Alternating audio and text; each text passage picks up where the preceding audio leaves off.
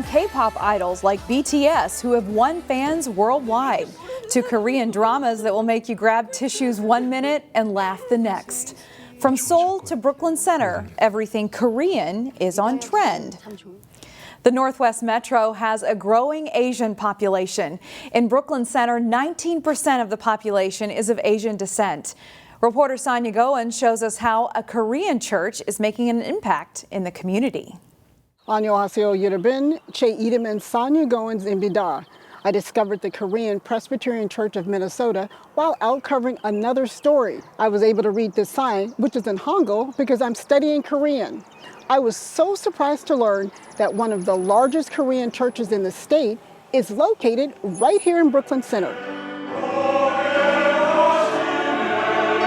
Joyful songs of praise as service gets underway at the Korean Presbyterian Church of Minnesota. We need to have like an outlet for people to kind of look like us, which is very important.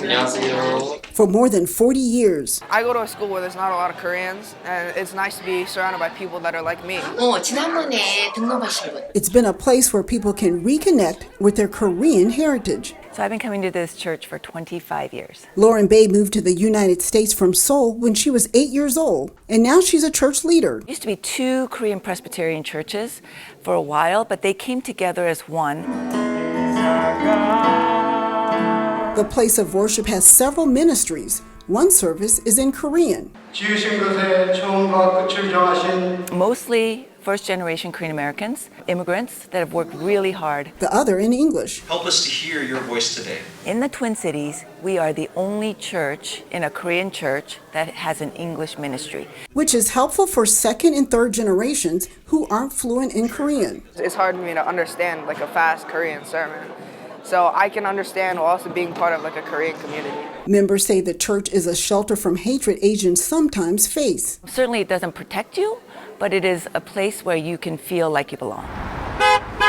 Recent FBI data shows overall hate crimes in Minnesota have increased by 39%. I had this one lady who tried to spit at me. Help us to hear your word so that we can bring your love and your justice and peace to this world. Church leaders say they want to make a difference in the community. They have a partnership with the elementary school across the street. We have donated school supplies and we have scholarships, and we're continually trying to think of ways to partner with our community.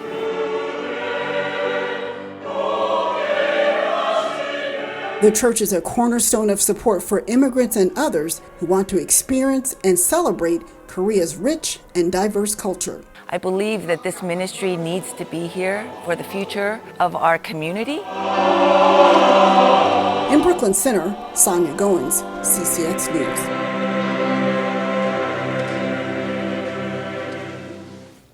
A Brooklyn Park man is hoping to make a difference through an online tutoring platform he built for youth. CCX News reporter Sarah Tamer introduces us to him.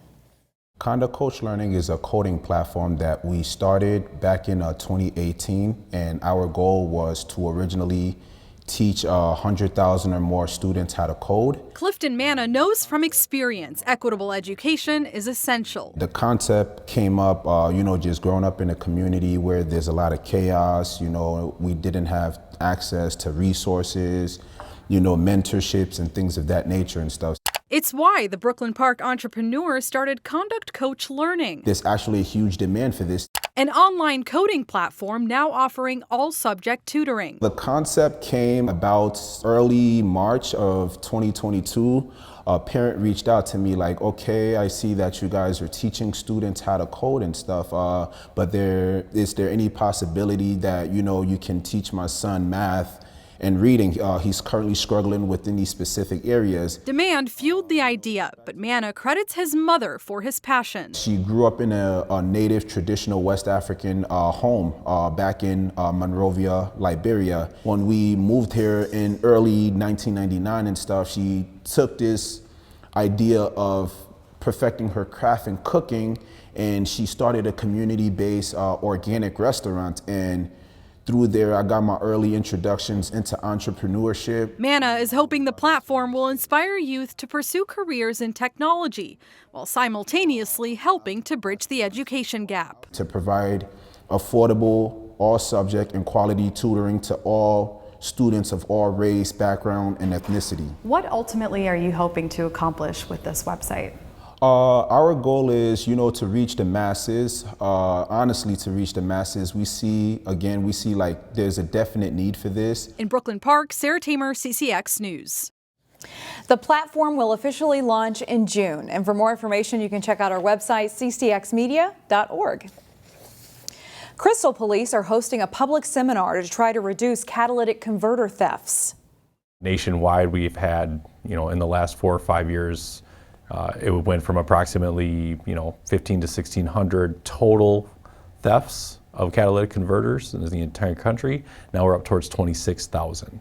Thieves steal catalytic converters for the precious metals inside of them, and they can usually pull off the job in just a few minutes. Crystal Police will discuss simple precautions car owners can take, such as parking in well-lit areas, parking inside if possible, and marking catalytic converters with an identification number to make them more difficult to sell. The targeting of hybrid vehicles will be a focus of the seminar. Hybrids tend to be hit harder because they have maybe some more precious metals, and also their metals tend to age better. So the catalytic converters can actually be, they last longer basically. So the precious metals then last longer and they can get more money for them. The Catalytic Converter Theft Awareness Seminar is June 2nd at 6 p.m. at the Crystal Police Neighborhood Outreach Office in the Crystal Shopping Center. If you can't be there in person, you can also join in online. And we've posted the link on our website too, ccxmedia.org.